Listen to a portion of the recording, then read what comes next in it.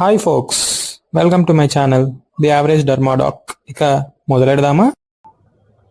Mast cell is a bone marrow derived large mononuclear tissue resident innate immune cell with special secretory properties. Coming to its embryology, derived from bone marrow. Haematopoietic stem cells నుంచి myeloid stem cells వస్తుంది. దాని నుంచి mast cell ప్రికర్సార్స్ develop అవుతాయి. ఈ mast cell precursors వచ్చేసి immature cells అనమాట, without any granules. ఈ mast cell precursors form అవ్వంగానే బోన్ మ్యారో నుంచి బ్లడ్ స్ట్రీమ్లోకి ఎంటర్ అయ్యి they will finally reach the tissues where they become a mature cell with granules. దీనికి మెచ్యూర్ సెల్గా convert అవ్వడానికి హెల్ప్ అయ్యేది వచ్చేసి మెయిన్గా stem cell factor present with in those tissues where a mast cell matures, finally becoming a mast cell. అవి ఎక్కడ settle అవుతాయి, ఎలాంటి ఎంజైమ్స్ రిలీజ్ చేస్తుందో బేస్ చేసుకుని రెండు రకాలుగా డివైడ్ చేశారు, type 1 and type 2.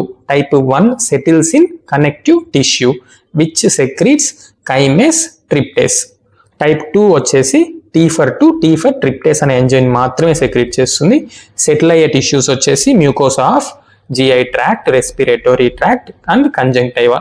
Main as a dermatologist మనకు తెలుసుకోవాల్సింది టైప్ 1 మాస్ట్ సెల్స్ వచ్చి అబండెంట్ గా డర్మిస్ లో, అది కూడా పాపిల్లరీ డర్మిస్ లో around blood vessels, nerves, appendages వచ్చి సెటిల్ అవుతాయి అనమాట. ఇంకా సబ్మ్యూకోసా ఆఫ్ GI ట్రాక్ లో, రెస్పిరేటరీ ట్రాక్ లో కూడా చూడొచ్చు టైప్ 1 మాస్ట్ సెల్స్ ని. Coming to its demonstration, routine HNE stains వచ్చేసి దీని యొక్క గ్రాన్యూల్స్ ని స్టెయిన్ చేయలేవు. సో సైటోప్లాజం చాలా క్లియర్ గా పేల్ ఎంటీగా కనిపిస్తుంది with a central dark round nucleus resembling a fried egg appearance. ఇలాగా ఈ ఫ్రైడ్ ఎగ్ అపియరెన్స్ లాగా కనిపిస్తుంది అనమాట. ఇమ్యూనోహిస్టోకెమికల్ మార్కర్స్ వచ్చేసి మోస్ట్ స్పెసిఫిక్ ట్రిప్టేస్, ఇంకా సీకిట్ కూడా ఇమ్యూనోహిస్టోకెమికల్ మార్కరే, ఆల్సో నోన్ యాజ్ CD117. అదే స్టెమ్ సెల్ ఫ్యాక్టర్ రిసెప్టర్ అనమాట కిట్ అంటే. HNE స్టెయినింగ్ వచ్చి స్టెయిన్ చేయలేని గ్రాన్యూల్స్ ని మనం స్పెషల్ స్టెయిన్స్ వాడి స్టెయిన్ చేయొచ్చు. దట్ షోస్ మెటాక్రోమేషియా అనమాట. మెటాక్రోమేషియా అంటే మనం వాడే స్టెయిన్ ఒక కలరు, రిజల్టెంట్ స్టెయినింగ్ వచ్చేదేమో ఇంకో కలర్ ఉంటుంది అనమాట. ఇక్కడ టొలిడిన్ బ్లూ వాడితే బ్లూ కలర్ లో స్టెయిన్ అవ్వకుండా వైలెట్ గా కానీ రెడ్డిష్ పర్పుల్ గా కానీ ఈ గ్రాన్యూల్స్ అన్ని స్టెయిన్ అవుతాయి అనమాట. Some times they may even obscure nucleus. Coming to electron microscopy, it is a round to spindle cell with large and long villi at the periphery. ఇక్కడ మీరు చూడొచ్చు long large villi at the periphery with a central round to oval nucleus with its cytoplasm filled with numerous membrane bound electron dense granules. Coming to triggers of mast cell and their receptors.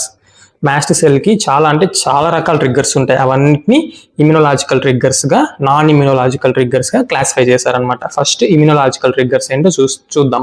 మెయిన్గా IgE antibody అనమాట. ఎప్పుడైతే ఒక true allergen మన బాడీలోకి enter అవుతుందో అది IgE యాంటీబాడీకి bind అయ్యి దాని యొక్క రిసెప్టార్స్ మాస్ట్ సెల్ మీద ఉంటాయి అనమాట. ఈ అంటే ఎప్సిలాన్, సో దీని రిసెప్టార్ పేరు వచ్చేసి FC ఎప్సిలాన్ R1 రిసెప్టార్. దీన్ని క్రాస్ లింక్ చేయడం ద్వారా మాస్ట్ సెల్ యాక్టివేట్ అయ్యి దాని యొక్క కంటెంట్స్ రిలీజ్ చేస్తుంది. Next autoimmune chronic spontaneous అర్టికేరియాస్లో మనకు IgEకి అగెనెస్ట్గా యాంటీబాడీస్ ఫామ్ అవుతాయి. ఇంకా ఈ రిసెప్టార్ FC ఎప్సిలాన్ రిసెప్టార్కి అగెనెస్ట్గా యాంటీబాడీస్ ఫామ్ అవుతాయి. ఈ యాంటీబాడీస్ వెళ్ళి మాస్ట్ సెల్ని ట్రిగ్గర్ చేస్తుంది అనమాట.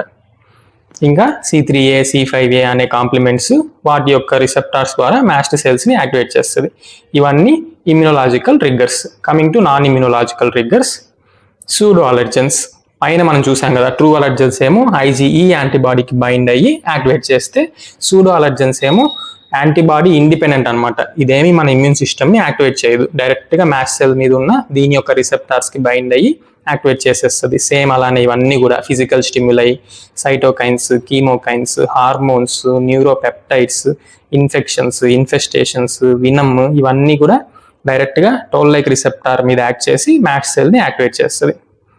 వేటికి వాటి రిసెప్టార్ సెపరేట్ అనమాట. స్టెమ్ సెల్ ఫ్యాక్టర్కి కిట్ రిసెప్టార్ ద్వారా మాస్ట్ సెల్ యొక్క గ్రోత్ని, సర్వైవల్ని, దాని యొక్క డిఫరెన్షియేషన్ని, మెచ్యురేషన్ని స్టిమ్యులేట్ చేస్తుంది. ఆల్రెడీ మనం పైన చూసాం. అపాన్ యాక్టివేషన్ ఈ వేరియస్ ట్రిగ్గర్స్ వచ్చి మాస్ట్ సెల్ని యాక్టివేట్ చేయంగానే mast cell will secrete several mediators. ఈ మీడియేటర్స్లో కొన్నేమో వెంటనే రిలీజ్ అయిపోతాయి, ఎందుకంటే అవి ఆల్రెడీ ప్రీఫార్మ్డ్ మీడియేటర్స్ గ్రాన్యూల్స్లో స్టోర్ అయ్యి ఉంటుంది, ఇమ్మీడియట్గా గ్రాన్యూల్స్ నుంచి రిలీజ్ అవుతుంది. అందుకే దీన్ని మనం డీగ్రాన్యులేషన్ అని అంటాం. వీటి ఎగ్జాంపుల్స్ వచ్చేసి histamine, serotonin, heparin, hyaluronic acid, chymases, tryptases, neuropeptides like VIP, substance P, ఇవన్నీ కూడా ఇమ్మీడియట్గా రిలీజ్ అయిపోద్ది యాక్టివేట్ అవ్వగానే. మిగిలిన కొన్ని మీడియేటర్స్ వచ్చి ఫ్రెష్గా న్యూగా సింథసైజ్ జరగాల్సిందే, దాన్నే డినోవో సింథసిస్ అంటాం. సింథసైజ్ జరిగాక రిలీజ్ అవుతుంది కాబట్టి there will be delay in release.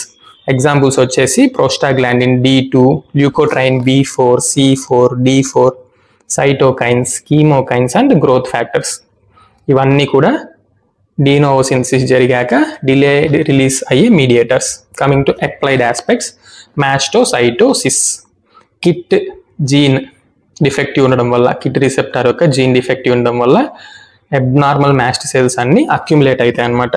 మన ఇంటర్నల్ ఆర్గాన్స్లో అక్యుములేట్ అయితే దాన్ని సిస్టమిక్ అని, స్కిన్లో అక్యుములేట్ అయితే క్యూటేనియస్ మాస్టోసైటోసిస్ అని అంటాం.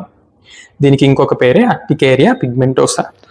Mast cell activation syndrome, anaphylaxis, angioedema, allergic asthma, allergic rhinitis, ఫైనల్గా అర్టికేరియా, ఇవన్నీ అప్లైడ్ ఆస్పెక్ట్స్ అన్నమాట, మాస్ట్ సెల్ ద్వారా వచ్చే డిసీజెస్.